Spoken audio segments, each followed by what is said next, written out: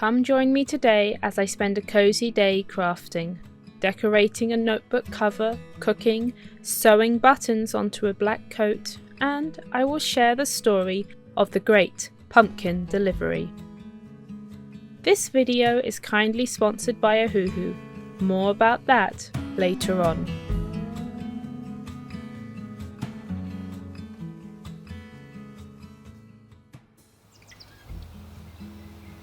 The pine trees keep their leaves all year round, steadily staying green as the seasons pass.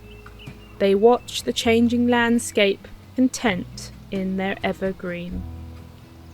Scattered amongst the tiny leaves are the pine cones, small and hardy. Some are tightly bound, while others are dry with deep cracks.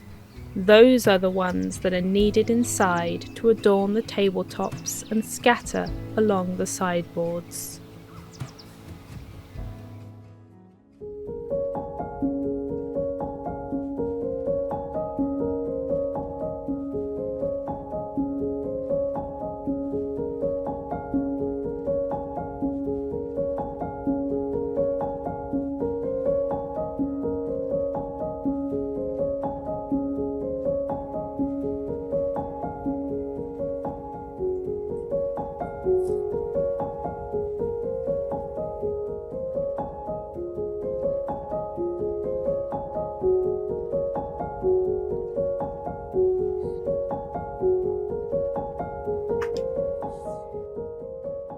There is something perfect about a cozy day spent inside crafting.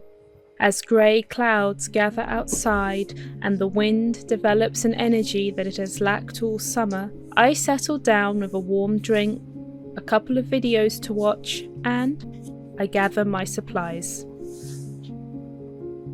For this little project, I am using a set of 30 Ohuhu acrylic paint markers and a small hardcover lined notebook. These little notebooks are a useful size for slipping into a bag and taking on the go, or for sitting on the bedside table in case inspiration or the need to write to-do lists strike in the middle of the night, which they have a habit of doing. I have a few of these notebooks scattered around, and this one was a recent gift, and I think it could do with a pretty cover. On the front, I want to draw something autumnal, and on the back, I will create a few different patterns using washi tape to create different shapes. The acrylic paint markers layer nicely. You just need to leave the first layer to dry, and then you can go back in and draw on top. And the ink is pretty opaque. I make sure to give the pens a good shake before I use them. I picked out a handful of colours, an orange and a brown to match the autumn theme, and a yellow and a light teal to match the light pink of the notebook cover. Combined, the teal and the orange complemented each other, as did the yellow and the brown.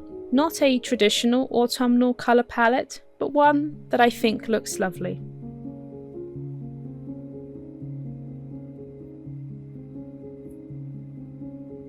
Today I'm thinking about pumpkins, all sorts of pumpkins.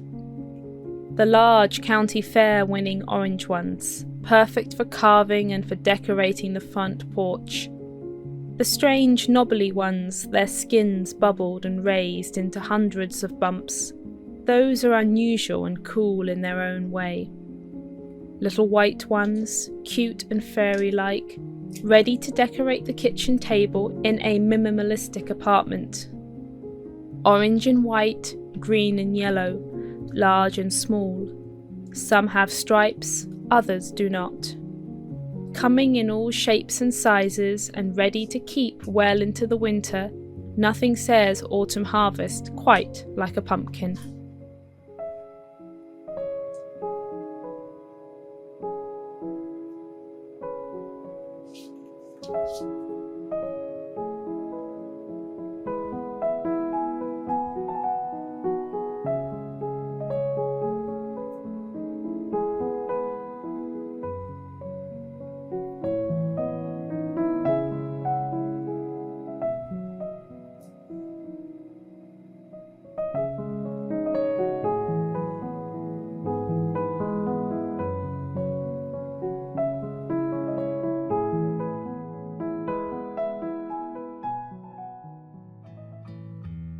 Now for a word from this video's sponsor, Ohuhu.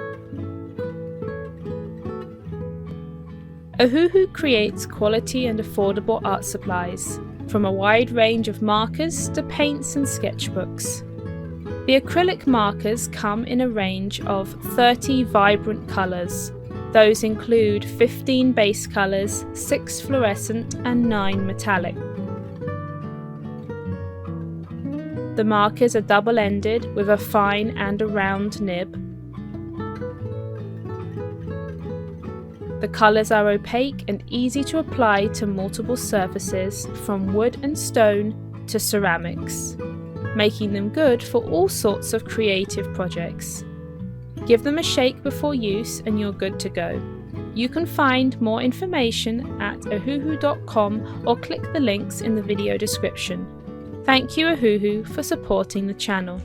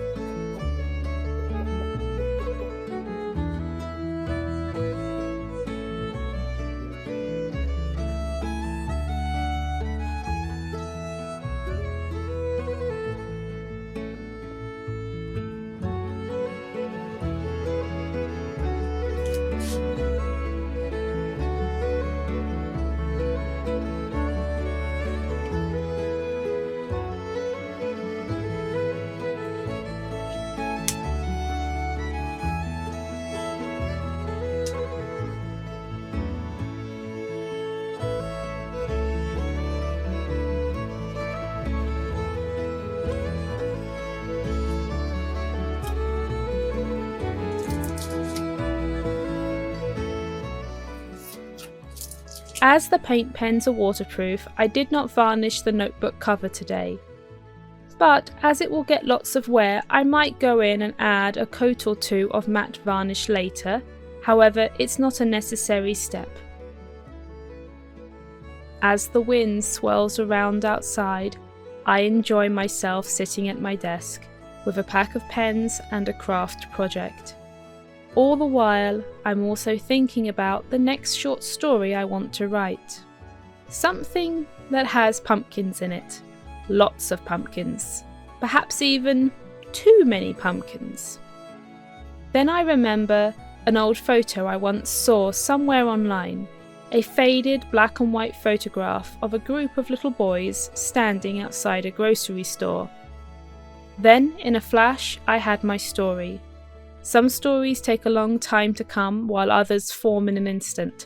This was one of those latter times. I knew right away what I would write for today's tale.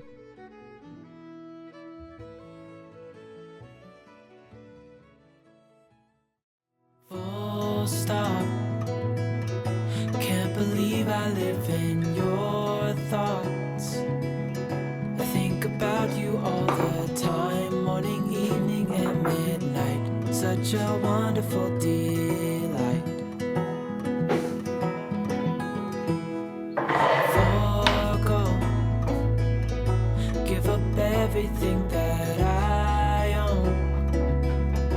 Yeah, I'd give it all up now, just to be with you somehow. Unexpected love was found. You're the rose in a garden,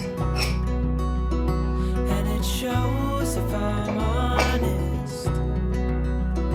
You're the leaves in mid-August, and I've come out here to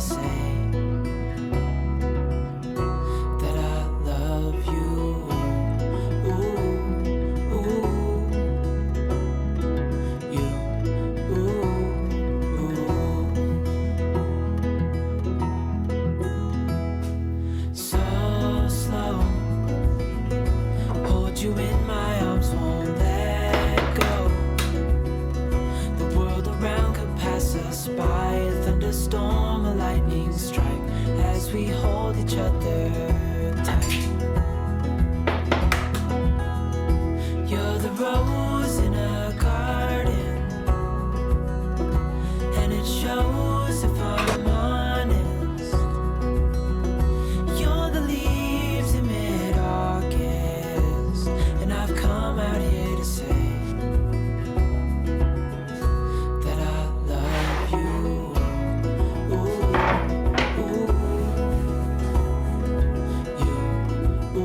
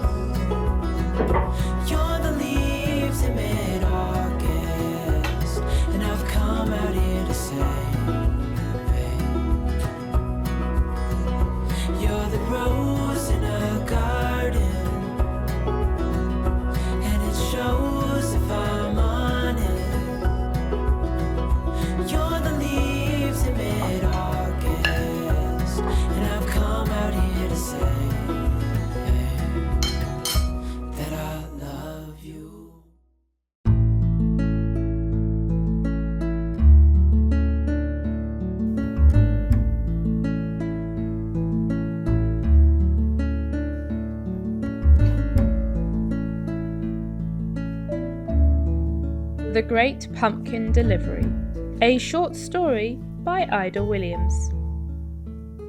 It was a crisp autumn day, the kind where the air nipped at the ears and the leaves cascaded down in orange and browns. Jack pulled his shiny red wagon quickly along the pavement and tugged the striped sweater over his head. He was late, and it was Mum's fault. She had kept him too long after school, making him stand still and try on his new Sunday jacket. Huffing to himself, he left the house behind and turned the corner of the familiar neighborhood street. He didn't have time for things like that anymore. He was 13 and, like Dad, he had a job to go to. Mum had also made him put on a sweater, and that had taken even more time. Walking quickly along, he ran through his list of grievances once more, just to take his mind off the nervous butterflies that were flying around in his stomach. It was his first day. It was Friday afternoon, and he soon arrived at his destination, the neighborhood grocery store. The store was busy with shoppers, families heading in to get provisions for the weekend, people stopping by to grab this and that on the way home from work. There was a steady rush and a constant hum to the place. Outside the store mingled a group of teenaged boys, with their assortment of wagons and a couple of bicycles with carts attached to the back. Behind the boys stood a cardboard sign, roughly cut out by hand and with text written in large, slightly sloppy paintbrush letters. The sign proclaimed the following: Speedy Home Delivery Service. With a large gulp and a tug at the sweater collar, Jack shyly approached the group. Most of the boys gave him a brief nod as he joined them, their eyes focused on the customers streaming out of the store. "Hello, Jack. Glad you could come. Should make good money today." One of the older boys motioned him over to his side. His name was Alvin. He was quite a bit taller than Jack and was a good full year older. "Keep an eye out for anyone carrying too much, and especially those with lots of kids. They're the easiest," he explained helpfully. Alvin kept his eyes glued to the throng of people, observing them through his large, round glasses as a hunter would a field of grazing deer. Every so often, one of the boys would spot a customer leaving and dart over to offer their services. Their success rate at picking up a new client depended on several factors, the right choice of mark and their persuasive charm being the two most important ones. "The granny coming up now is mine," said a lanky boy named Terry, and with a lollipop hanging out of his mouth, he dashed over to the elderly woman and was soon loading her grocery bags into his wagon. A curly-haired chap that Jack had seen in maths class went next, letting out a Tarzan yell and pounding his chest for luck before launching himself into the crowd. The boys saw him a few minutes later, walking behind a man with a cane and pulling a full load of bags. He gave them a victorious wave before disappearing up the street. Jack watched in awe as the boys hustled their clients, each vocally claiming a mark and heading out into the waters to reel in their catch. Most were successful, some were not, but they kept going, constantly diving in and out of those choppy waters. Every so often a boy would return from delivering the groceries and show the rest of the group their payment, normally a copper coin or two. Jack apprehensively looked around at the boys. He was definitely the youngest of the group and the smallest. Clutching the handle of his wagon, he felt small. "Hey-ho, lads!" A rough-and-tumble-looking teen pulled up beside them, skidding his bicycle to a sudden stop. "That was a good one," he patted his pocket, the metal contents clanking noisily, unloaded everything into their yard. "Aha, twins, that's my cue." Without drawing breath, Connor jumped off his bike and wheeled it over to a tired-looking family, the father wearing his office suit and the mother talking to two identical-looking girls still in their ballet dresses. Various grocery bags scattered themselves amongst the family, most all settling in the arms of the father. The rest of the boys watched Connor as he walked off, a laden cart and a pretty ballet dancer on each side. With each customer caught, Jack felt his spirits sink lower and lower as crippling shyness overcame him and replaced the nervous butterflies from earlier with heavy lead. "There's a good one," muttered Alvin, motioning to a woman exiting the store, two grocery bags under one arm and holding the hand of a screeching toddler. "You want her?" He looked briefly at Jack, but only received a head shake. Alvin rapidly appeared at the woman's side and gave her a polite smile. "Good afternoon, ma'am. Home delivery service is just what you need on this fine day, no mistake." He grinned widely at her. "I'm not sure today," she replied, shifting the bags under her arm. "I think I'm good." Alvin gave her a sad look. "I would be right sad to watch you having to carry all that all the way home. I'll tell you what, just for today, and because I like you, 10% discount, and I'll help you with him." He motioned towards the crying little boy. "No tears on the way home, guaranteed, or your money back." "All right," the woman replied, laughing. "You're hired." Alvin quickly swept her bags into the cart and then picked the toddler up and sat him in the front of the wagon. The little boy stopped crying for a moment, looking about him at his new surroundings in surprise. "Right, express train home, leaving now," declared Alvin, and started pulling his load. The toddler, having forgotten his reasons for crying, which, of course, had been perfectly valid, and not because he was grumpy from having been deprived of a donut from the store, now clapped his hands with glee as he was trundled home in style. One by one the boys came and went. Jack stayed rooted to the spot, a lump rising in his throat. He would never have the bravery to go out into the crowd like the others. The universe, however, was on its way to aid Jack. From out of the grocery store came an older woman. Long white hair plaited down her back, a thick hand-knitted shawl wrapped around her shoulders, and a long, old-fashioned dress falling down to her feet. In her arms she carried a large pumpkin. She stopped briefly as the boy's sign caught her eye, and then walked straight over to their spot. "I want a strong boy to help me."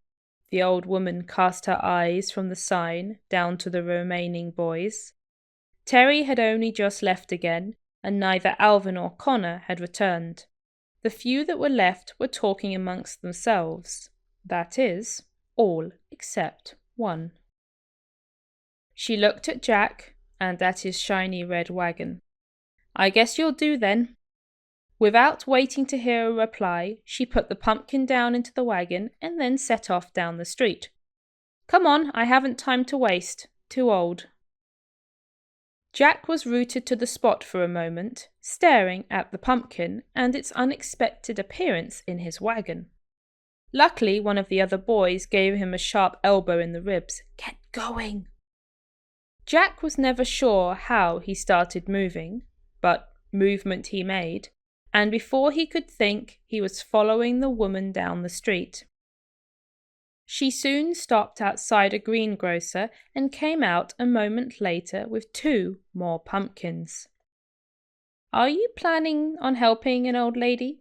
She huffed, and Jack quickly took the pumpkins, carefully stacking them into the cart, the neurons in his brain finally making the necessary connections. "There are 2 more inside. Fetch them and then we'll get more at the next place." Jack did as he was told and quickly found his red wagon piled high with pumpkins. The load became quite heavy and he struggled to keep up with the woman, who, despite her age, walked surprisingly fast, striding defiantly through the streets. After the 3rd store and the 10th pumpkin was added, he was unable to contain his questions any longer. Missus, why so many pumpkins?" "Oh," she looked back over her shoulder, a twinkle in her grey eyes. "You can talk. That's nice. It's a good skill to have.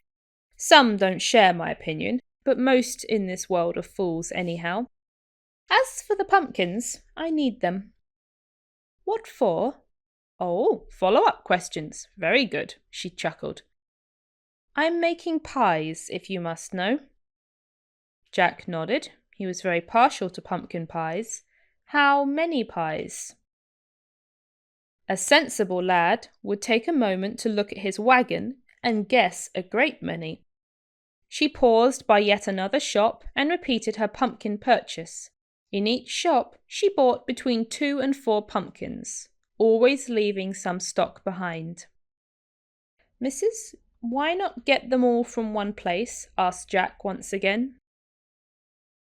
"I like to spread my business around, give everyone a piece of the pie," she replied. "Piece of the pie. That's good," she repeated to herself, laughing in a low, gravelly tone, and placed a final pumpkin on the now tottering pile. "Home now," and with that she strode off once more. Jack followed behind, carefully pulling the overladen wagon. They soon arrived at an old house with a large, overgrown front yard.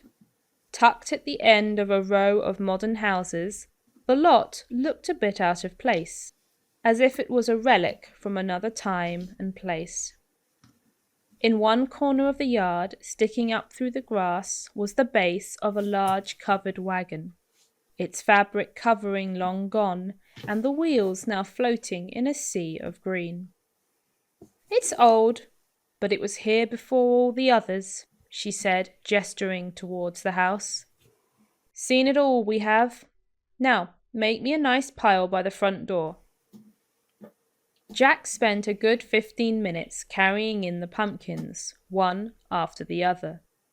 With each trip, he took in more of the house, its weathered wooden panels, rickety porch, painted green shutters, and thick glass windows. It looked like a house out of the cowboy movies they played down at the cinema on Saturdays. "That's a fine job, lad." The old woman surveyed her pile of pumpkins with a grin and handed him a stack of coins. "Thank you for the service. I'll recommend it to everyone. Not that I have any friends left." She chuckled once again at her own joke. "Come around sometime if you want. I can have more paying jobs for you." Jack nodded and bade her goodbye. He excitedly ran all the way back to the grocery store. So keen was he to go back to the others and proclaim his triumph that he completely forgot to ask her why she was baking so many pies. That would be a question, perhaps, for another day.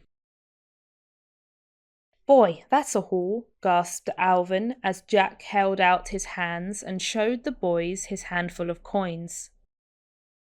"Lucky you," piped in Connor, giving him a slap on the shoulder. "That's more than any of us have made yet. You're a natural." Jack looked at his handful of gold coins. They glinted in the autumn afternoon sun. "See that lady in the blue coat? I will take her, then later ice cream's on me." He stuffed the coins into his pocket and headed confidently back out into the crowd. The end.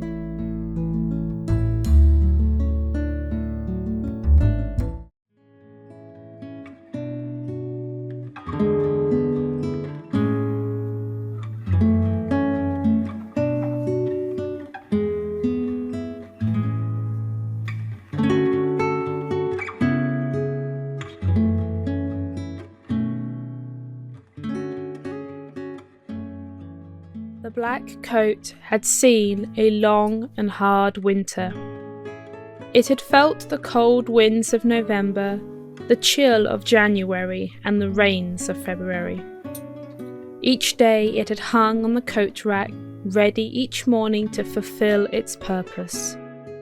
As the weeks had continued, and those weeks had turned into months, the wear had started to show.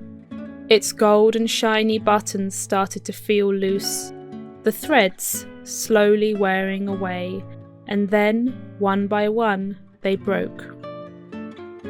The first button fell in early January, then the second a week later, then the third tumbled down in front of the vegetable stand at the market. The fourth made its escape while crossing a road, and finally the thread of the fifth button broke at the station while waiting for the 5:45 train. Each button was collected and saved. As spring waned and summer arrived, the coat could look forward to a season of rest and sleep soundly during the warm afternoons. Sleep the coat did through the hot afternoons and the star-filled nights of summer. Now the weather was dipping down once again. A decision was taken. New buttons would be added. Gone would be the gold and shiny ones. Matching black ones were chosen. Simple and elegant was the subtle plaid design. These new buttons would accompany the coat into the next winter. A new look, ready for a new season. That new season was fast approaching, travelling in on winds of fallen leaves and the smoky smell of the first log fires, waking the coat softly from its summer slumber.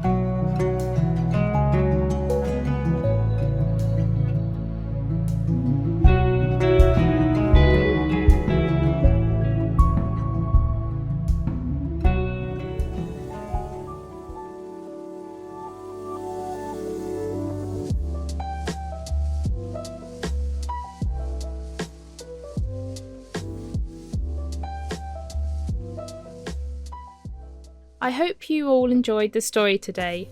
As I mentioned before, part of the inspiration for this particular story was an old photo that I saw somewhere online. I don't remember where it was, but this photo was of a group of little boys standing outside of a grocery store with a sign similar to the boys in the story today.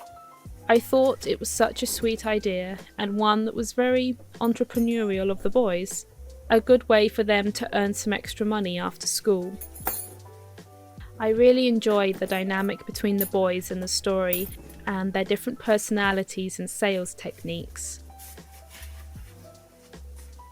I've mentioned this before in previous videos, but using short stories like this to explore scenes and characters is a really good way for me to get the feel of a setting, and I almost always find there's more of that story that I want to tell after I've finished it. The little crochet pumpkins were a fitting project, I think, to go along with the story today. I ended up using 2 different types of yarn. The burnt orange colour was a cotton, and the brown was an acrylic and wool mix, I think. The brown one was an old yarn left over from a project from years ago, and I don't remember exactly what the fibres were. The brown yarn was fluffier, and it worked the best, I think. While I love the colour of the burnt orange, you can still see some of the stuffing from the outside, little specks of white peeking through the burnt orange. Because the brown yarn was fluffier, it filled in all the spaces better. You can only see the white specks on the orange pumpkin if you look super closely, so it's not a big deal in the long run.